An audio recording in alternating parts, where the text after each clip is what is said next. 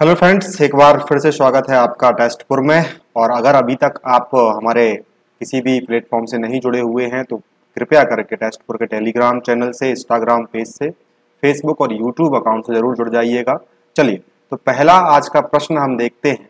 और पहला प्रश्न आज का कहता है कि राष्ट्रीय शिक्षा नीति 2020 द्वारा सुझाई गई समग्र 360 डिग्री बहुआयामी रिपोर्ट क्या प्रस्तावित करती है। ओके, योगात्मक आकलन, यंत्रवत याद रखने के कौशल का आकलन, विद्यार्थियों को पेपर पेंसिल परीक्षा आधारित श्रेणियों में बांटना, या फिर स्व आकलन और सम समूह आकलन का समावेश।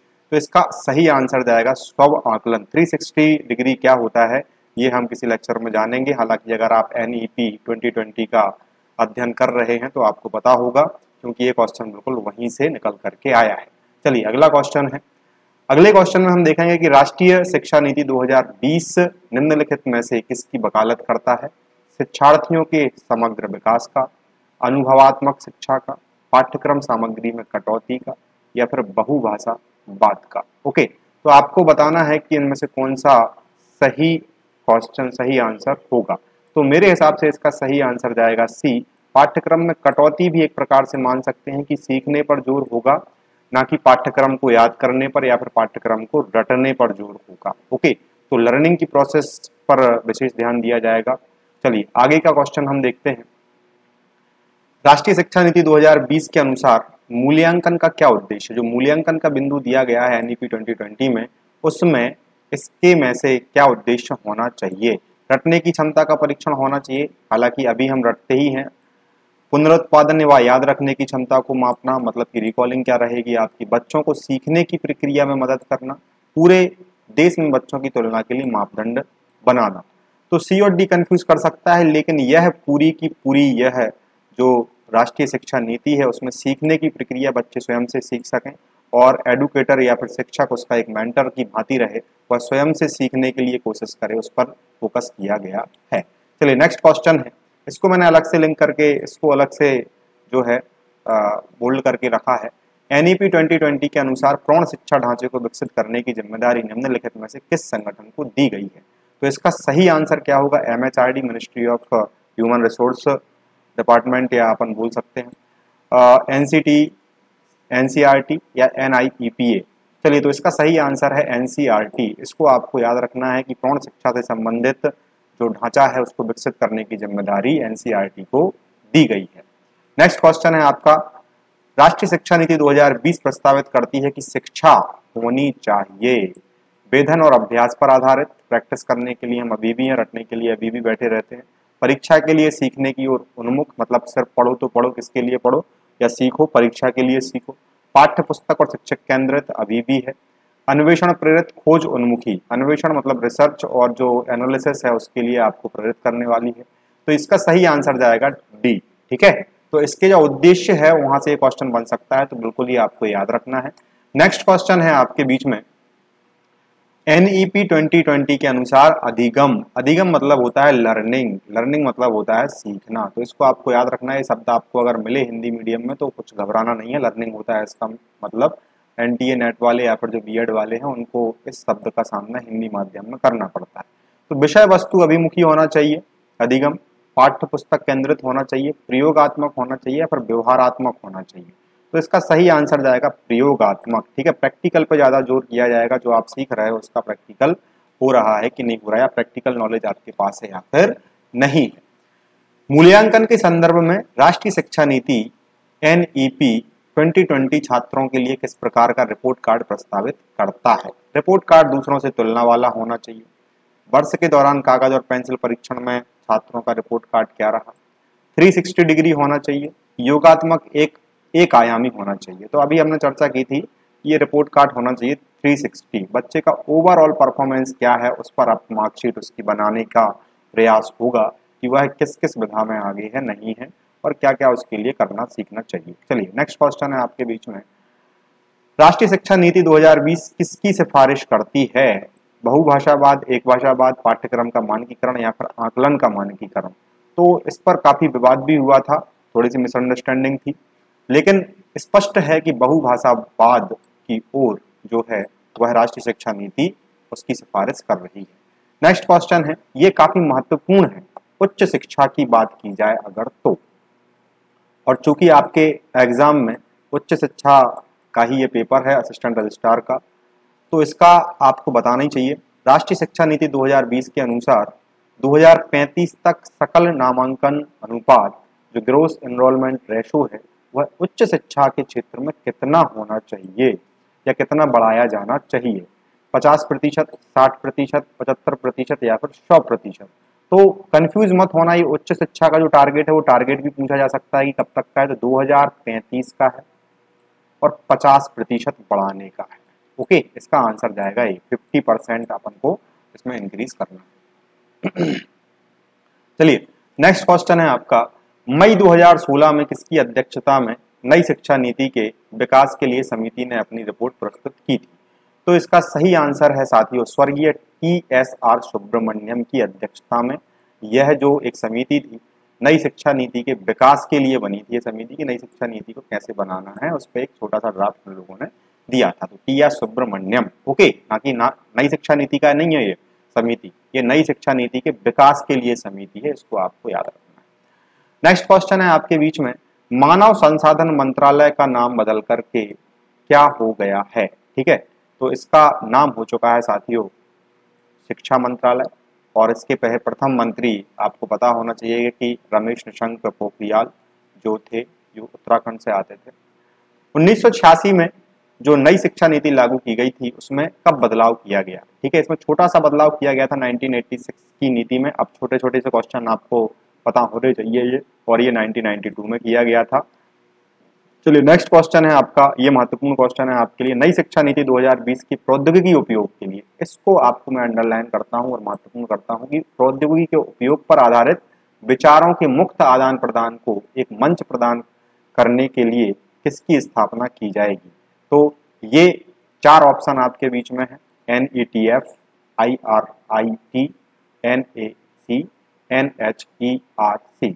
तो इसका सही आंसर है साथियों नेशनल एजुकेशनल टेक्नोलॉजी फोरम, इसकी स्थापना की जाएगी और ये क्वेश्चन पूछा जा चुका है, आपको याद रखना है। चलिए नेक्स्ट क्वेश्चन है, NETF राष्ट्रीय शैक्षिक टेक्नोलॉजी फोरम बनाया जा रहा है जिसके लिए वर्चुअल लैब्स विकसित की जा रही हैं। किसे बढ़ावा देंगी ये वर्चुअल लैब्स? क्वेश्चन यह पूछ रहा है कि वर्चुअल लैब्स जो NEP के थ्रू बनाई जाएंगी और NETF जिसकी चर्चा हम पिछले क्वेश्चन में कर चुके हैं, राष्ट्रीय एजुकेशनल टेक्नोलॉजी फोरम, तो वह किस पर आधारित रहेगा? तो इसका सही आंसर है साथियों जब वर्चुअल लैब्स बनाई जा रही हैं, टेक्नोलॉजी का आदान प्रदान किया जाएगा, तो हम टेक्नोलॉजी में क्या करेंगे? ई पाठ्यक्रम पर चर्चा करेंगे और ई पाठ्यक्रम को विकसित करने की बात करेंगे। नेक्स्ट क्वेश्चन है आपका, शोध और अनुसंधान बढ़ावा देने के लिए किस संगठन की स्थापना की बात की जा रही है? NRF, HEC, NCBT, ISSR। तो इसका सही आंसर है नेशनल रिसर्च फाउंडेशन फोरम करके कुछ है, तो ये आपको याद रखना है, NRF की बात की जा रही है इसमें।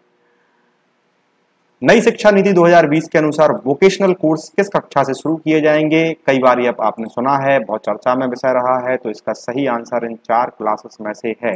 कक्षा 6 से व्यवसायिक शिक्षा की टीमें शुरुआत की जाएगी, कोडिंग डिकोडिंग जैसे सब्जेक्ट पढ़ाए जाएंगे, जहाँ स्टूडेंट मल्टीपल जो वोकेशनल कोर्सेस हैं उनके बारे में सीखेगा। चलिए नेक्स्ट क्वेश्चन है, पैटर्न क्या होगा? अभी जो पैटर्न आपने और हमने पढ़ा है वो 10+2 का पैटर्न था, अब लेकिन हमारे बच्चे हैं, आने वाले जो पीढ़ी है वह कौन सी पैटर्न पर पढ़ेगी? तो आपको याद रखना है 5+3+3+4। इसमें आपको याद रखना है कि अब 3 वर्ष की आयु से ही बच्चे को प्रोसेस सीखने की प्रोसेस में गवर्नमेंट ने रख लिया है। इससे जुड़ा हुआ एक क्वेश्चन भी आपको आगे देखने के लिए मिलेगा। GDP का कितना प्रतिशत NEP के अनुसार खर्च करना है हमारे लिए? तो बहुत रटा रटाया क्वेश्चन है, सभी को पता होगा 6%, ज़्यादा डिस्कस करने का है नहीं इसमें। नेक्स्ट है बहुत महत्वपूर्ण, ये स्कूली शिक्षा और उच्च शिक्षा वाला आपको परेशान कर सकता है। तो स्कूली शिक्षा का टारगेट 100% GER का कब तक जो है 100% अचीव करने का टारगेट रखा गया है एजुकेशन फॉर ऑल। अब ये क्वेश्चन क्यों 2030, इसका आंसर जाएगा साथियों, मैं इस पर डिस्कस कर लेता हूँ।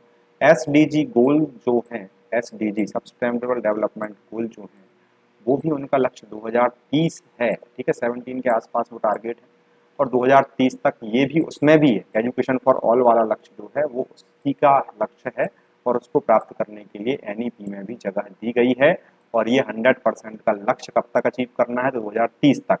पिछले क्वेश्चन में हमने देखा था कि हमें 50% बढ़ाना है अपना GER। कहाँ पर?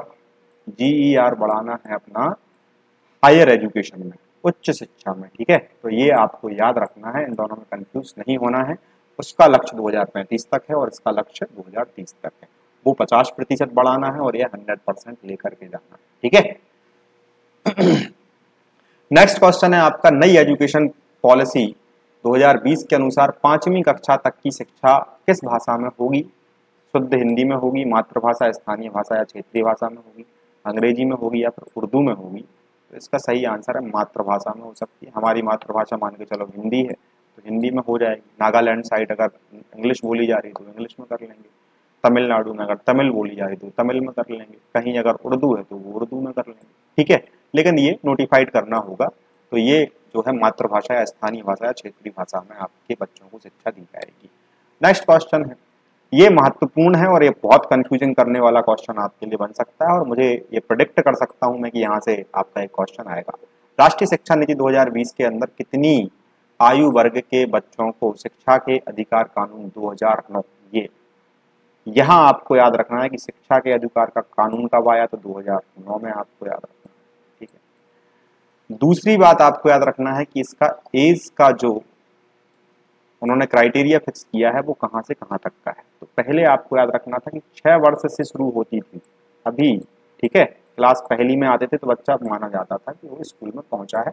उसके पहले ये प्री जो स्कूल चलते थे, अपनी आंगनवाड़ी होती थी, वो सरकार उनको मतलब इतना वो नहीं रखती थी। वहाँ सीख रहा है बच्चा तो ठीक रहा है, लेकिन स्कूलिंग उसकी मानी जाती थी कहाँ से?